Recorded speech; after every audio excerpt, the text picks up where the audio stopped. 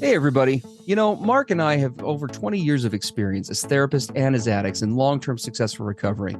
We know better than anyone what works and what doesn't to break out of porn and sex addiction, heal betrayal trauma, and reclaim your relationship. And we've poured all of our personal and professional recovery and healing experience into a first-of-its-kind program for addicts, spouses, and couples. We call it Dare to Connect. At least 4 times every week, we engage with you in real time, in the trenches, giving you the knowledge and the tools to take back your life and relationship. Whatever else you've done on your journey for healing and recovery, you've never done anything like this. Mark and I, we've made all the mistakes, so you don't have to. Don't reinvent the wheel. We all know tomorrow never comes. Look, don't wait one more day to change. Claim your free 2-week trial today at daretoconnectnow.com.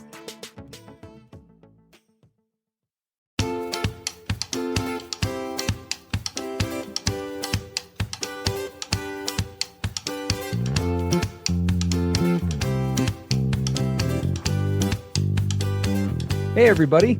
I'm Steve Moore. And I'm Mark Castleman.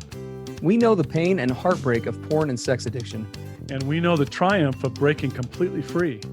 Every day, we help our clients find hope and healing. Join us in the fight to take back your life, your marriage, and be stronger than ever. This is the PBSC Squared podcast.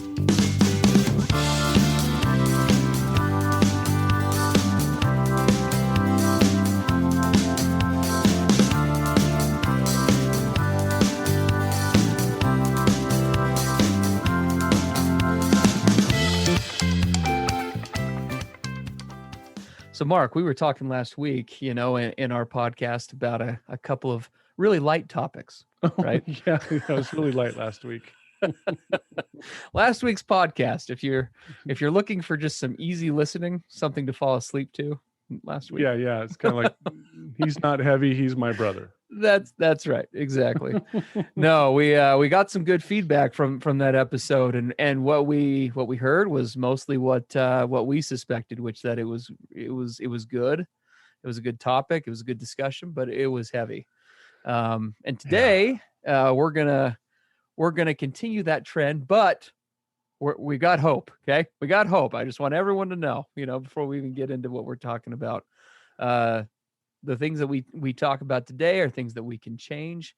Mark and I are going to be throwing ourselves a little bit under the bus today, in that way that we always lovingly do, to kind of demonstrate that, even though this might be a heavy topic, this is something that we can make progress with. So with that said, we are going to talk a little bit today about gaslighting, specifically, when an addict gaslights a partner.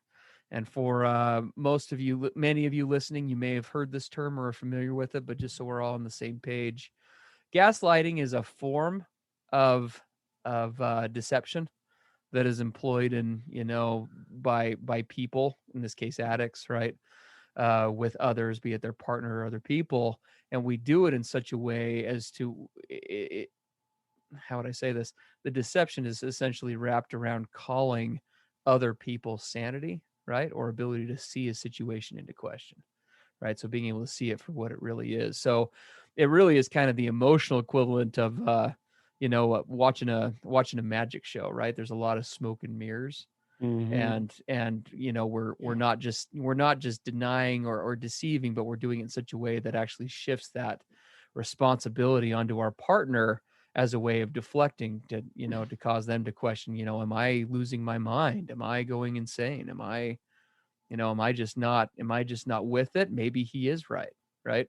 So it's damaging, first of all, because of the deception, but then right, we heap on that with gaslighting we heap on that damage when we engage in this. This doesn't feel right. This doesn't feel right. Yeah, I agree. It just doesn't feel right. So, Steve, as we start this today, I think it's really important that we say to all of our listeners that this is really hopeful today. That we're going to talk about hopeful things. Believe us, we know from the title that you're going to wonder, how can hope come out of this? Why would the man who loves me gaslight me? You're like, oh man. But no, it's going to be really hopeful. We're going to end on a really great, hopeful message. But we do want to get really raw and real today about this issue, because it's going on a lot out there in our world. And I'll tell you, as we talk about this gaslighting, I had a really powerful experience years ago.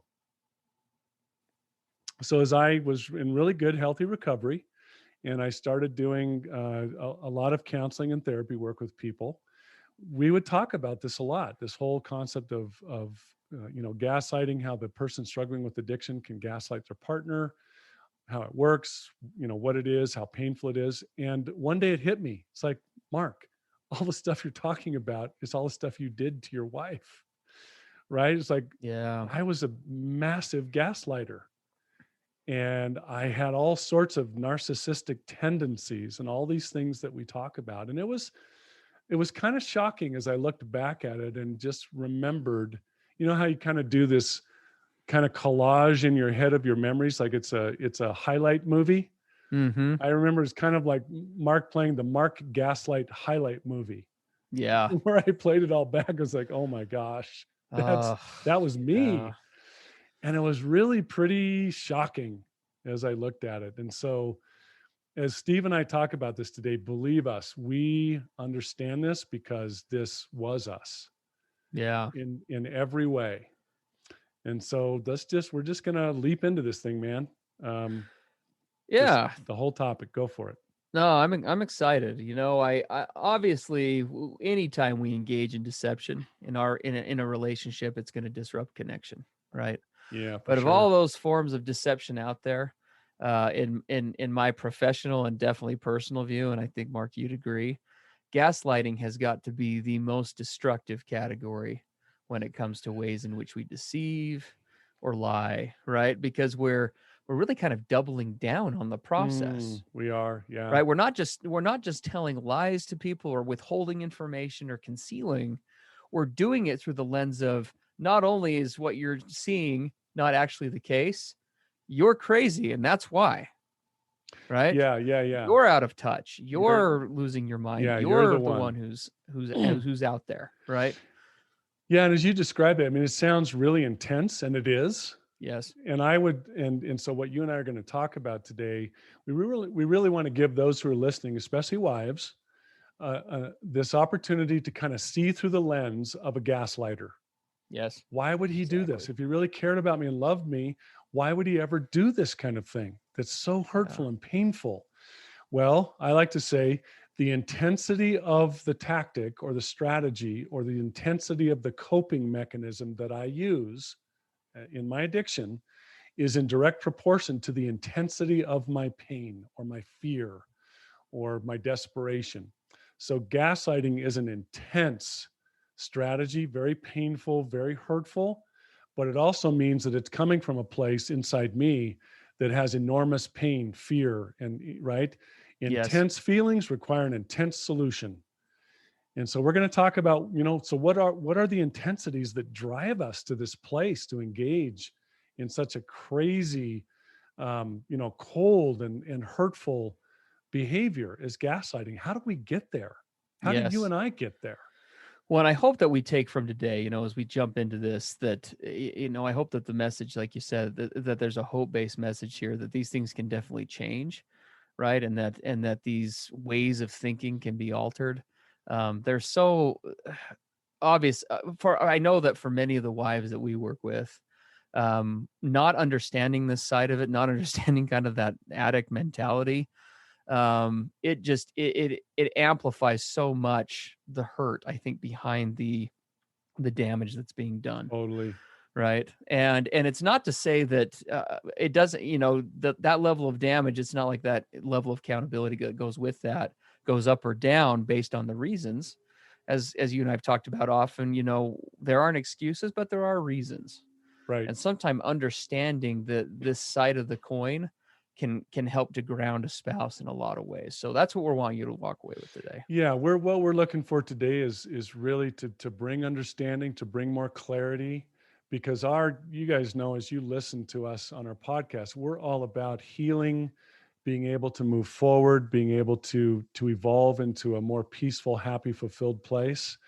And so we're hoping today, as we can kind of put a lens on this gaslighting issue, that the purpose of that is to help you to see a way forward. Right? Yeah. There is light at the end of the tunnel. Oh, wow. I see how this works. I see how we can start to hopefully progress.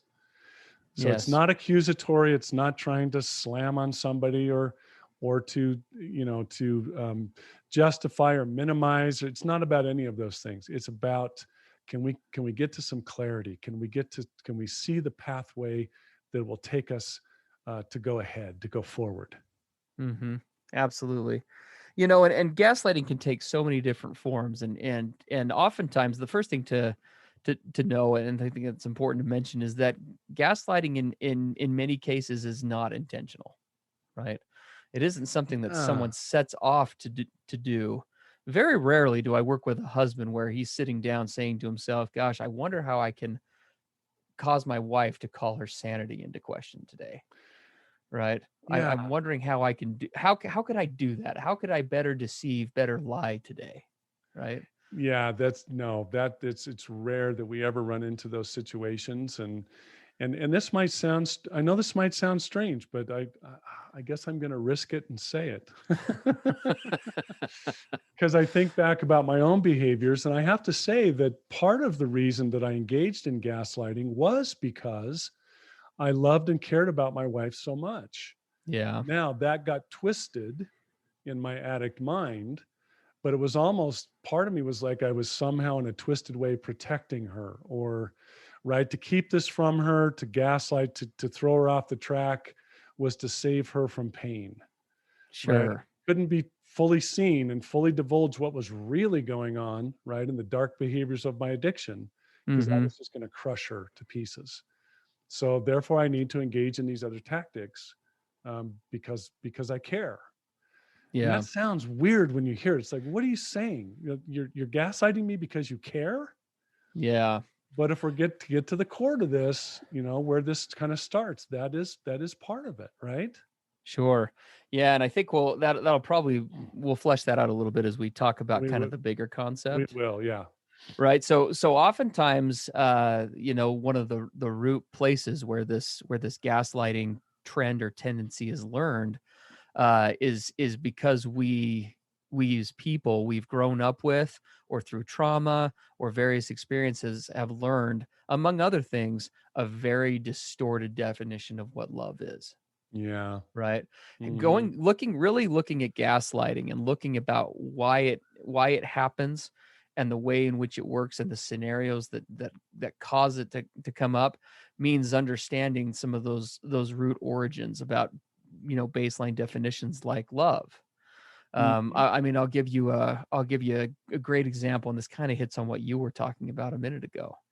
I remember distinctly growing up. I can't remember what I had done. One day I was a teenager. One day I'd done something to really set my mom off, like really bad, and we were kind of in the thick of it. And I remember, I don't remember what it was about, but I remember distinctly she came up to me and, like, in this rage filled place, pointed her finger right at me and said, "What the hell is wrong with you?"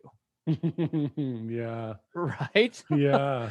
Right? And now that doesn't seem like, on the surface, maybe that relates to gaslighting. I can't tell you how many times I adopted similar tactics like that in my marriage. Mm. Later on, my wife would say something or try to walk me through the logic of her thinking, or why she was questioning something in our marriage. And that phrase, maybe not that direct at times, but would come out, right? "What the hell is wrong with you?" Right? I'm calling into question her character, right? Her ability to see the situation accurately. I'm not just saying, no, that's not, what you're seeing isn't actually accurate. I'm saying you must be the problem. Yes. Right. And was that intentional? No, I love my mom. She's a great woman. She's an amazing lady. But those are probably, well, not probably, those are traits that she picked up from generations before her, Hmm. for her. And rooting that out in my own recovery story, rooting that out, I mean, I think it's still an ongoing battle, you know. I think many parents can relate with that whole concept of, like, holy crap, I just turned into my mom in that moment. Or I just turned into my dad. Right. Right? And that's kind of how it felt. I'm like, "Oh my gosh," I'm like, my mom berating a child, talking to my wife this way. Yeah, and and as you start to look at that, one of the things that was a big thing as I was growing up is this whole. You talk about love, is the conditional sense of love that is taught to us, Yes. not directly, but through all the things that we see. Mm-hmm. So I found that love was either withheld or given based on performance. Yes. So if I performed well, I was rewarded with love, and if I didn't, it was withheld from me. Mm-hmm. And so I developed that construct in my mind that said, I have to behave a certain way in order to be loved. Yeah. And if that's true, now you bring addiction into the picture. And how could anyone possibly ever love me when I'm Yeah. behaving in these despicable, dark, disgusting ways? Yeah. So there's no way that I'm going to let that be seen, because then I won't be loved anymore. And my Yeah. wife could never love me if I divulged what's going on. And so Yes. gaslighting became the ultimate way to keep that hidden, Well, and so even to the extent of making her feel she was crazy. yes. I felt I had to go to even that extent to throw her under the bus to protect myself so that she would still love me. Yeah. Well, and what we're talking about here, right, is how we have these precepts that we learn about things like love, right? It being conditional. And then that gets mixed in with our limbic brain response, right? Yes. Fight, flight, or freeze. And every guy that I think I have ever worked with, I don't say that often, but probably every guy that I've ever worked with knows what it's like to, in 99% of situations, I'm honest, right? I'm truthful, I'm whatever. But those same men, when it comes to the addiction or being discovered, I will lie forever, I know, right? I will right? do whatever it takes because me being discovered isn't just scary, it's not an option. Oh, yeah, it's unthinkable. How many It's times did unthinkable. you and I say, I will take this to the grave? Yes. No one's ever going to find out about this. No way, no how. Yeah, Yeah, it's that frightening. it is. And so what you see is we've got, we oftentimes, when we talk about the authentic self versus the not, what we see oftentimes with guys is they get in these situations where their response or their shame response, right? Their fight, flight, freeze response gets triggered, Yep. something along those lines. And they immediately shift into a reactionary mode, right? Where they will say or do anything, even if it means hurting the person that they love the most, to keep that secret, Right. right? To keep that knowledge away, it's that deep down wounded protection mechanism that they've cultivated over time. Yeah, and you see it in so many ways, because part of this for me was, yes, I didn't want to hurt my wife. I didn't want her to think ill of me. I didn't want our marriage to end. I didn't want all of those things. That was part of the gaslighting and kind Yeah. of the self-absorbed narcissistic tendencies.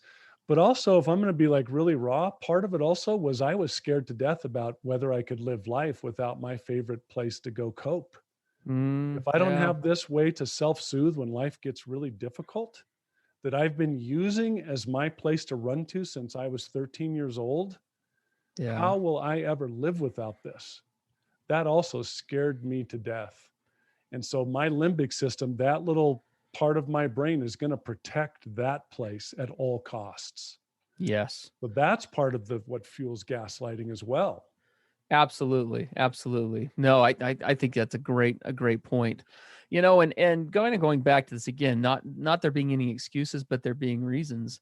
I mean, I can remember very clearly with my wife. I was always as honest as I had the ability or capacity to be about my acting out with my wife in a very passive way, like I've talked about before. Hmm. I always prided myself. I'd always be honest if she said something or she If asked, she said right? something, right? Yeah. Then I'd own it. But I do remember, especially in more subtle ways, the delusion and the denial that we start to form as addicts around our behaviors because they are so abhorrent to us, right? Yes. Because we loathe ourselves so much, we trying to distance ourselves from ourselves so much that we Yes. actually we're gaslighting our partner, but we're not even doing it from a place of like, how can I deflect? We actually have bought into some of this stuff.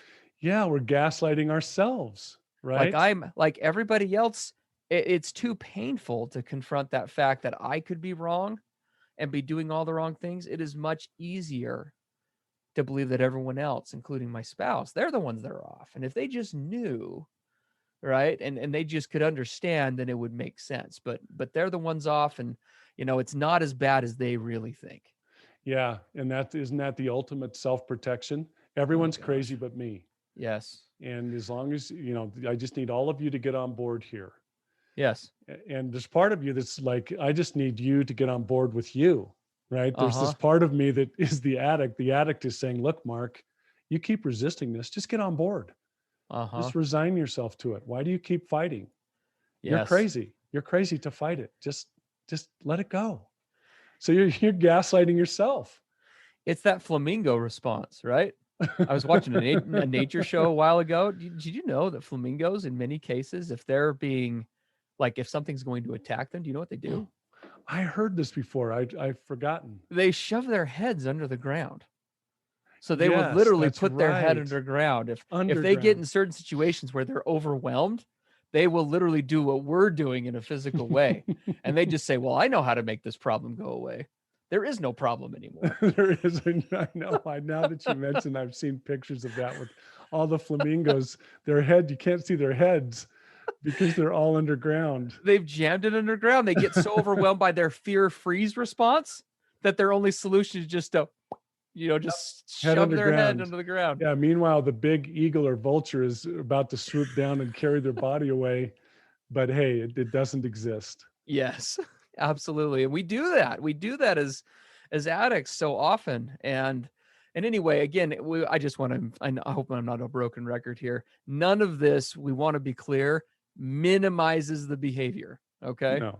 This is just as destructive and terrible. Mark and I chuckle about this in part because of just the absolute insanity we used to live with and engaging in this stuff. But no, believe us, as I look back at all the pain I caused my wife over decades, it's not a pleasant thing to recollect. And I yes, work with women every day in my practice where this is as raw and all consuming as it gets. It's, yeah, believe us, we're not trying to put a humorous tone on this or to minimize or discount it in any way. And yes, also, we're not trying to make this take a sledgehammer to all these guys who are listening, right? Again, our purpose in this is to bring it out into the open and allow all of us to look at it as raw and real as we can. What is yes, this? Where does it come from? Why do yes, I engage in this behavior with someone that I really love dearly? This doesn't yes, make any sense, yeah, right? It's nonsensical, yes. and it is. Well, it is, and and honestly, I know this podcast, we're kind of directing this more towards our wives, right, that are listening. But I Mhm. know a lot of husbands, a lot of fellow addicts are listening, and so I just want to say something that may be obvious, but maybe it's not for anybody who needs to hear it.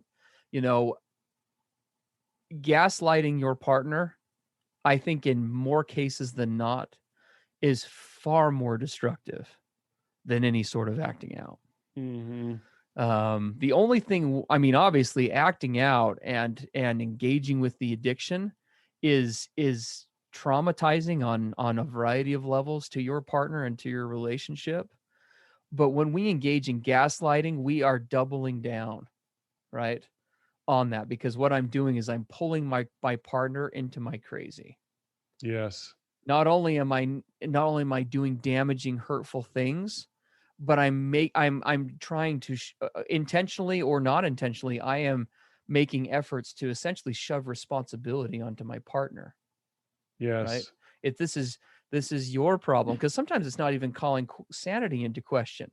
We do this oftentimes by calling our partner's adequacy into question, right? How many times have you and I heard, and how many men who are listening, have you ever either thought or actually told your spouse, if you just had sex with me more, this wouldn't be a problem. Yeah. This wouldn't Right. be an issue. Or the sex were better or a different Yeah, way or better positions, or we were watching porn right. together, or we were, fill in the blank with whatever. It wouldn't be nearly, this wouldn't be as much of a problem. What are we really saying when we say that? This isn't an issue on my end. This is you. Right. You're the issue. Yeah. Shifting the whole responsibility over. It's And an why? element of that. Yeah. Yeah, because there's a part of us, for many reasons, our pain, our upbringing, the way we were wired, just straight out habit over a long period of time, there's a part of us, because of the way the brain is built, that doesn't want to face this. I Yes. don't want to face the depth of my issue. I don't want to face what it might take to come out of this. I find it very unpleasant to look at all the hard work that I'll have to do. And God forbid that I might have to actually pull back the mask and be completely honest and divulge what I've been doing. Yes. That's unthinkable, right? So here comes this sophisticated, deep strategy of gaslighting. And so, as you know, as we finish up, the assignment that we want to put out there to all you guys listening, and boy, believe us, we have been here. Oh my gosh. But it's this, Indeed. it's all, how often is it the first step to become mindful and self-honest, right? And so we invite you to do a personal inventory to at least start to take a crack at this. What are the ways in which you might be engaging in this whole gaslighting strategy? Yes. How is that manifesting in your life and in your relationship? Can you dare to step back and privately take a look and say, okay, how am I doing this? Yeah. Write it down, journal about it, open yourself to it. Yes. That's the first place to start with this is this mindfulness and self-honesty. You've got to look at it.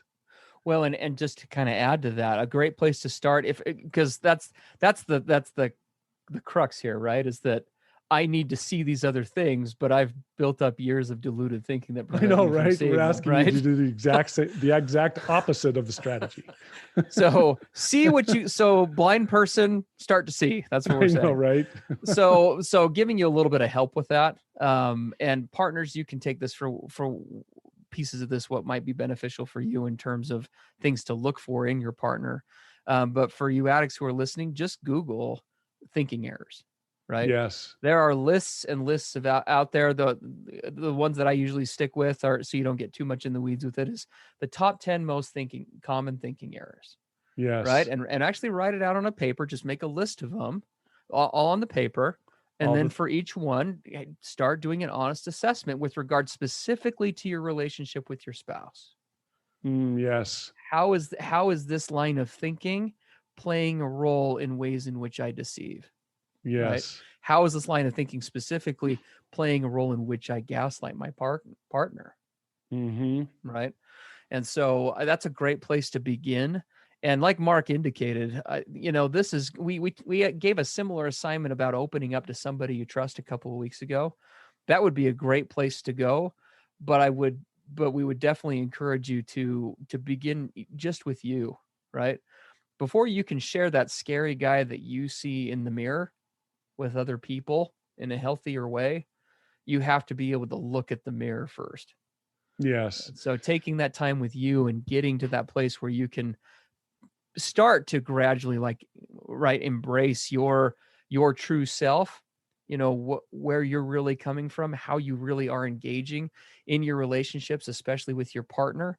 The more you can do that and acclimate to it on your own, the better equipped you'll be to do it with other people, including your partner. Well, let me say one final thing about the doing it all alone. One of the big things that I'm a believer in is you don't have to do it alone. Please include grace in this process. Early on in my journey, I had to basically cry out to God and say, I don't think that I can look at this. I don't know that I'm willing to see it. Can you help me see what I will not see or cannot see? Yeah. I'm asking you to give me that willingness, even to give me the desire to even start trying to take a crack at this at all. You may find that you've got to go to that raw level and say, God, I don't know that there's a part of me that doesn't want to even go here. So I'm going to open myself and surrender that and ask you to even infuse me with the desire to start looking at it. Yeah. I'm going to question the unquestionable. Right? Yes.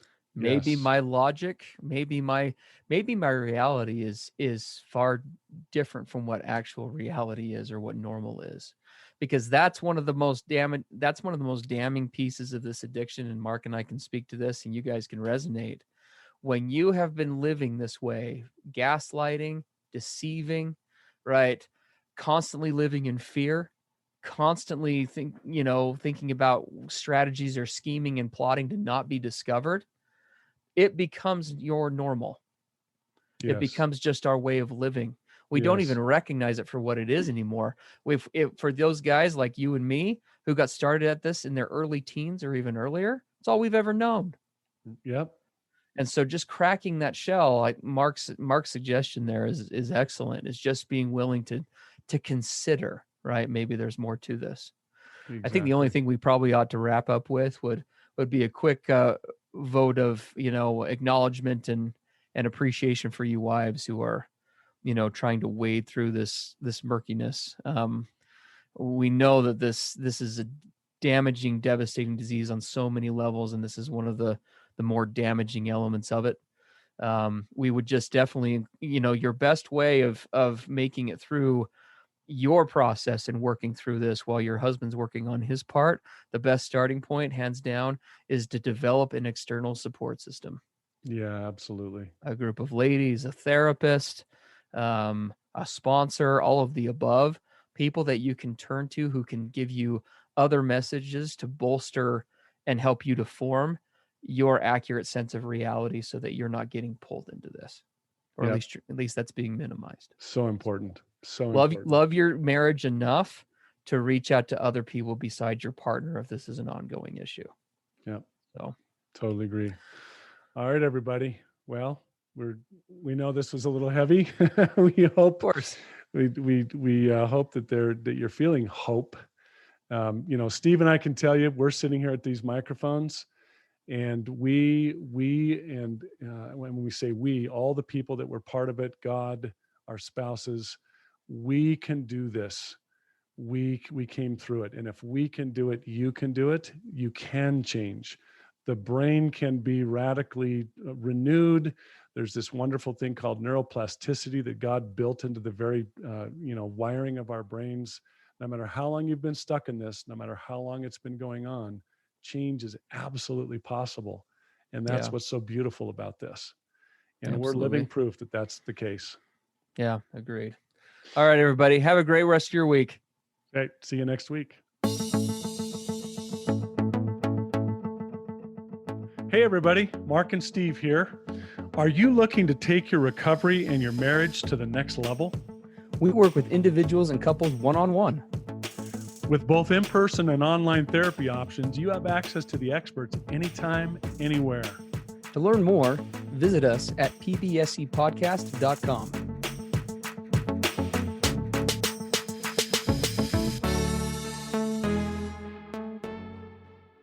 Everything expressed on the PBSC podcast are the opinions of the hosts and the participants and is for informational and educational purposes only. This podcast should not be considered mental health therapy or as a substitute thereof. It is strongly recommended that you seek out the clinical guidance of an individual qualified mental health professional. If you're experiencing thoughts of suicide, self-harm, or a desire to harm others, please dial 911 or go to your nearest emergency room.